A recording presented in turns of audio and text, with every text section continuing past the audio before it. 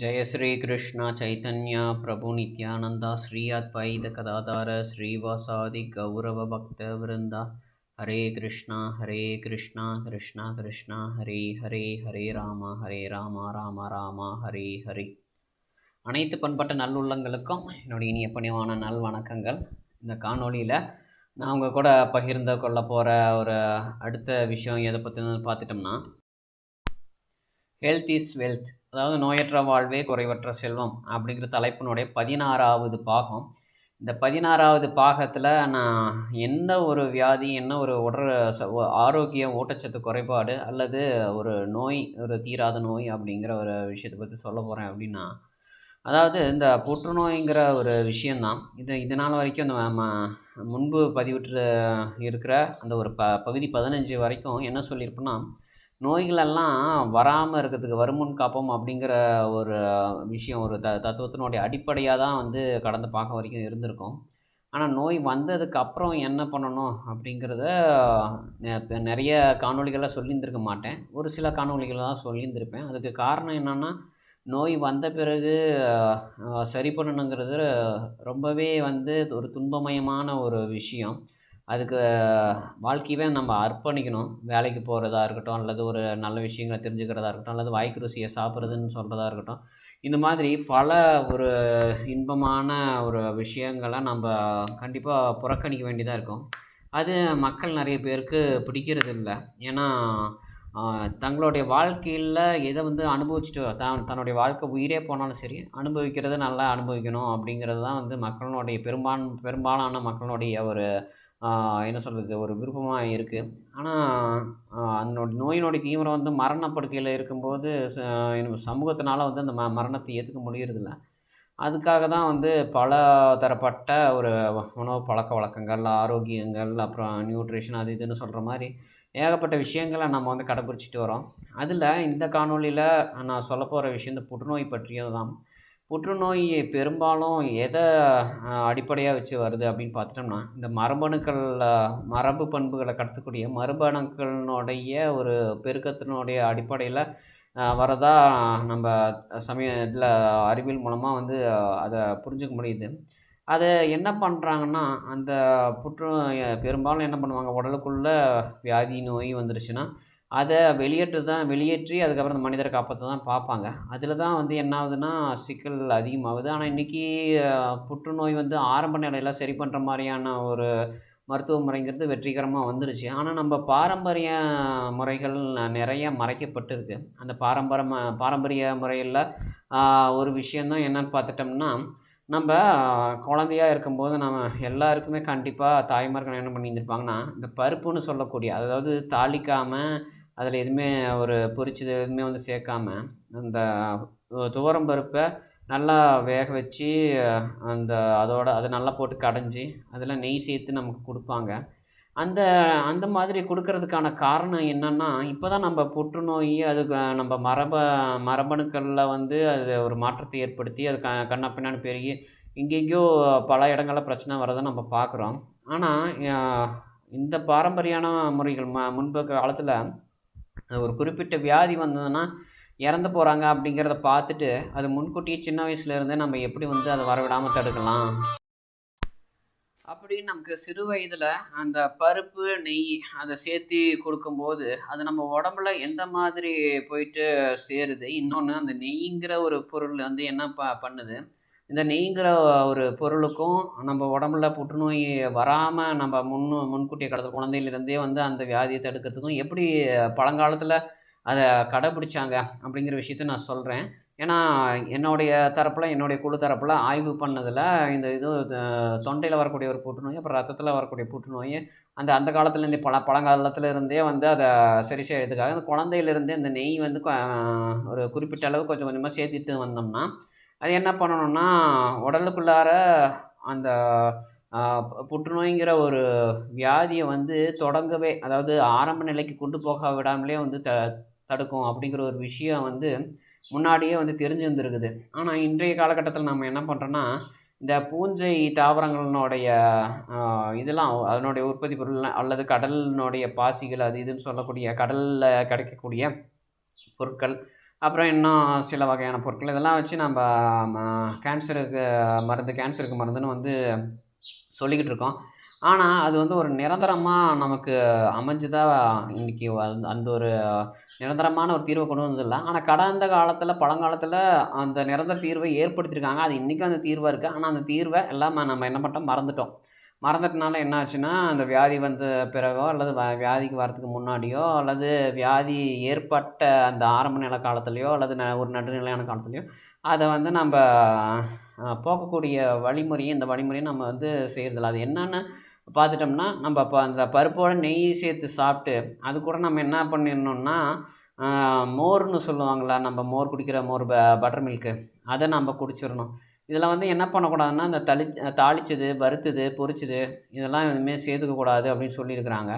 அடுத்தபடியாக பார்த்துட்டோம்னா, மோர் அப்படிங்கிறது அப்போ என்னென்னா, இப்போ ஒரு 40, 50 வருடங்களுக்கு முன்னாடி நல்லா மாடுகள், அதுவும் நாட்டு மாடுகள்னு சொல்கிறோம் பார்த்தீங்களா, அந்த மாடுகள் நிறையவே மேய்ச்சிருக்கிறாங்க. அதனுடைய பாலில் இருந்து வரக்கூடிய தயிர், அதுலேருந்து வரக்கூடிய வெண்ணெய், அப்புறம் அந்த வெண்ணெயை ஊறுக்கின நெய், இந்த இதை வந்து நல்லாவே சாப்பிட்டு வந்துருக்குறாங்க. அது குறிப்பாக அந்த மோருன்னு சொல்லக்கூடிய பொருளை தான் என்ன பண்ணியிருக்காங்க, தினமும் குடிப்பாங்க. தினமும் மதிய வேளையில் குடிச்சிட்டே வருவாங்க. அது பனிக்காலமாக இருக்கட்டும், அல்லது மழை காலமாக இருக்கட்டும், அல்லது வெயில் காலமாக இருக்கட்டும், அல்லது வசந்த காலமாக இருக்கட்டும், எந்த பருவ காலமாக இருந்தாலும் அது என்ன பண்ணுவாங்கன்னா, இந்த மோருங்கிறது குடிச்சிட்டே வருவாங்க. ஆனால் அந்த மதிய வேளையில் இந்த பருப்பு, அது நெய், அதுக்கப்புறம் மோர் இது வந்து என்ன பண்ணுவாங்கன்னா, அந்த குழந்தையிலேருந்தே கொடுத்துக்கிட்டே வருவாங்க. அப்போ என்ன ஆகும்னா, இது வந்து உடலில் இருக்கக்கூடிய உடலில் எங்கெங்கெல்லாம் அது ஒளிஞ்சிருக்குதோ அது ஒரு என்னென்னா, அதோட போய் இந்த நெய்ங்கிற பொருள் ஒட்டி அந்த ரெண்டும் ஒட்டின பொருளை இந்த மோருங்கிற பொருளில் இருக்கக்கூடிய பாக்டீரியாக்கள் என்ன பண்ணுன்னா, அதை வெளியில் எடுத்துகிட்டு வந்துடும்.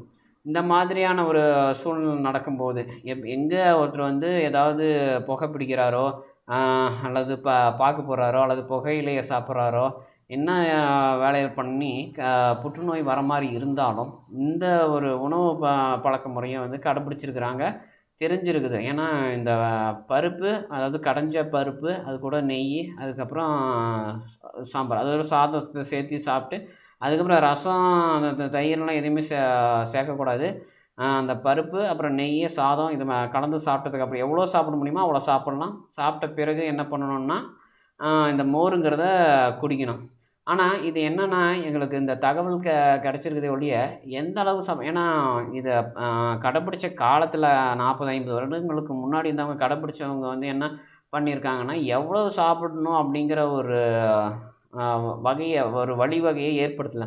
காரணம் என்னென்னா, அப்போ இருந்தவங்க உடல் உழைப்பு தான் பண்ணுனாங்க. நடப்பாங்க, நல்லா எடைகளை தூக்குவாங்க, நரம்பு, உடம்பு, சதை இதெல்லாம் வந்து ரொம்ப ஆரோக்கியமாக இருந்தது. ஆனால் இப்போ இருக்கிறவங்க என்ன பண்ணுறாங்க, எதுக்கு எடுத்தாலும் வாகனம், இருசக்கர வாகனம்னு அதை பயன்படுத்தியே எல்லாம் ஒரு உடல் உழைப்பு இல்லாதனால உடம்புக்குள்ளாரையே வந்து கண்டதை போட்டு சேர்த்து தேக்கி வச்சுருக்கிறாங்க.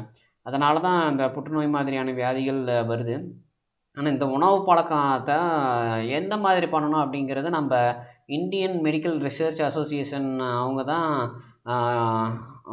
அல்லது இந்தியன் மெடிக்கல் ரிசர்ச் ஆர்கனைசேஷன் அவங்க தான் இதை என்ன பண்ணணும்னா, எந்த மாதிரியான இந்த புற்றுநோய் அதனோட தீவிரத்தன்மையை பொறுத்து அவங்களுக்கு எந்த அளவுக்கு இந்த உணவு கொடுக்கலாம். ஆனால் இப்போ இது என்ன பண்ணியிருக்காங்கன்னா, இந்த உணவை மதிய வேளையில் தான் சாப்பிட்ருக்குறாங்க. மதிய வேளையில் சாப்பிடும்போது என்ன ஆகும்னா, நல்லா ஒரு உச்சி வெயில் இருக்கும், நல்ல வெயில் அடிக்கும்.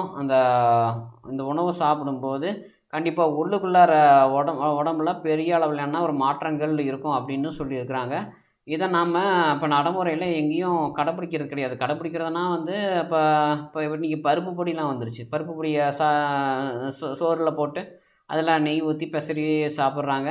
அப்புறம் இன்னொன்று, இன்றைக்கி சாம்பார் அப்படிங்கிற பேரில் அந்த துவரம் பருப்பு கடையிறது கிடையாது, வேக வச்சதோடு என்ன பண்ணிடுறாங்கன்னா, இந்த எண்ணெய், கடுகு, கருவேப்பிலை, அப்புறம் தக்காளி, அப்புறம் என்னென்ன சொல்கிறது, பூண்டு, வெங்காயம் என்னென்னமெல்லாம் சேர்க்க முடியுமோ அதெல்லாம் சேர்த்து அதை தாளிச்சிடுறாங்க.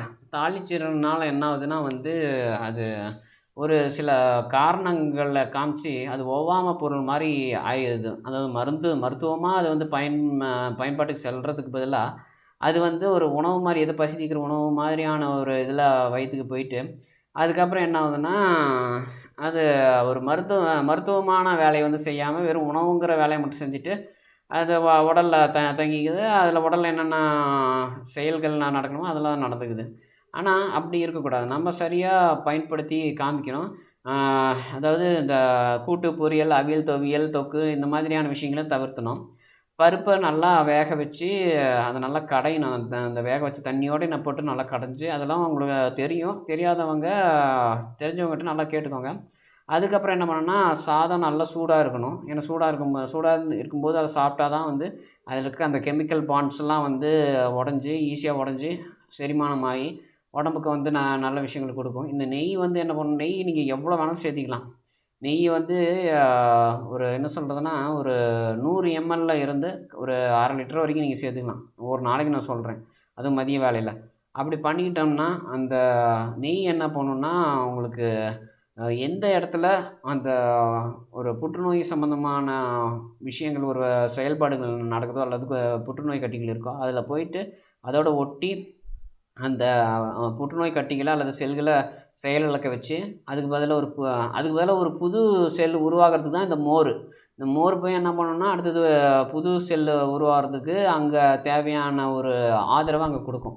இப்போ என்ன ஆகணும், அந்த நெய் பாட்டுக்கு இந்த புற்றுநோய் கட்டியோ அல்லது அந்த புற்றுநோய் கட்டி சம்மந்தமான பொருளையோ அப்படி ஒட்டி பிடிச்சி இழுத்துட்டு வெளியில் வந்துடும். இன்னொரு இடத்துல செல் பகுப்பாய்வை ஏற்படுத்தி ஒரு புது செல்லை வந்து உருவாக்குறதுக்கு இந்த மோர் போய் பயன்பட்டுரும். அதுக்கப்புறம் என்ன ஆகுனா, இந்த கேன்சர் மெல்ல மெல்ல தான் சரியாகும். உங்களுக்கு எடுத்தோடனே இதெல்லாம் வந்து சரியாகாது. ஆனால் தினமும் வந்து சாப்பிட்ணும். சாப்பிட்டு அந்த கொஞ்சம் கொஞ்சமாக வந்து சரியாகும். ஆனால் என்ன பண்ணலான்னா, அந்த புற்றுநோயால் பாதிக்கப்பட்டவங்கள அந்த வியாதியிலேருந்து நம்ம காப்பாற்றலாம். இப்போ ஏன்னா மற்ற சிகிச்சை முறைகளை நம்ம இந்திய நாட்டில் கடைப்பிடிச்சி அது ஒரு கட்டத்துக்கு மேலே வேறு ஏதாவது அது ஒரு புற்றுநோயாக வந்து உருமாற்றம் அடைஞ்சு நமக்கு பிரச்சனைகளை தொடர்ந்து உடம்புக்குள்ளார வச்சுருக்கிற அந்த ஒரு துன்பத்தை விட நமக்கு நிரந்தரமான ஒரு தீர்வு இருக்குது. அதை நம்ம எடுத்துக்கிட்டோம்னா ஒரு நிரந்தரமான தீர்வு அது விளைகிறோம். மொத்தமாக அந்த புற்றுநோய்ங்கிறது எந்த ரூபத்தில் உருமாற்றம் அடைஞ்சு வந்தாலும் அதை சமாளிச்சிடும் அப்படிங்கிற ஒரு உணவு பழக்க முறையும் நம்ம மறுபடியும் கொண்டு வரணும்னு இந்த காணொலி மூலமாக கேட்டுக்கிறேன். கண்டிப்பாக இந்த காணொலி பார்க்குறவங்களுக்கு ஒரு என்ன சொல்கிறதுனா, ரொம்ப எளிமையாக இருக்கும். ஒரு சப்பத்தனமாக கூட இருக்கும். ஒரு சில்லித்தனமாக கூட இருக்கும். இது நமக்கு தெரிஞ்சது அப்படின்னு இருக்கும். ஆனால் இதில் சொல்லியிருக்கிற ஒரு குறிப்பிட்ட அந்த உணவு பழக்க முறையை வந்து கடைப்பிடிக்கிறது தான் வந்து நடைமுறையில் வந்து பெரிய சவாலே. அந்த சவாலை கடந்து புற்றுநோயால் பாதிக்கப்பட்டவங்க யாராக இருந்தாலும் அவங்க நல்லபடியாக உடல்நலம் தேறி மறுபடியும் மீண்டும் அந்த நாட்டினுடைய வளர்ச்சிக்காக அவங்க பங்களிப்பு கொடுக்கறதுக்கு வரதுக்காக நான் என்னுடைய தரப்பில் இறைவனை வந்து பிரார்த்தனை பண்ணிக்கிறேன். இந்த முடிஞ்ச அளவுக்கு இந்த காணொலியை நீங்கள் எல்லாருக்கும் பகிருங்க. ஏன்னா இந்த விஷயங்கள் நிறைய பேருக்கு முழுமையாக தெரிஞ்சிருக்காது. அதனால் இதை எல்லாருக்கும் ஃபார்வர்ட் பண்ணுங்கள், ஷேர் பண்ணுங்கள்.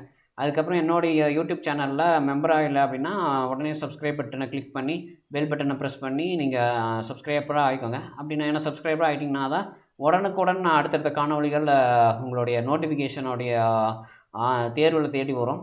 கண்டிப்பாக ஒரு நல்ல விஷயமாக தான் என்னுடைய காணொலியில் எல்லாருக்குமே இருக்கும். இதுபோல் இன்னும் பல தகவல்களோட அடுத்தடுத்த காணொலிகளில் நான் உங்களை சந்திக்கிறேன். நன்றி.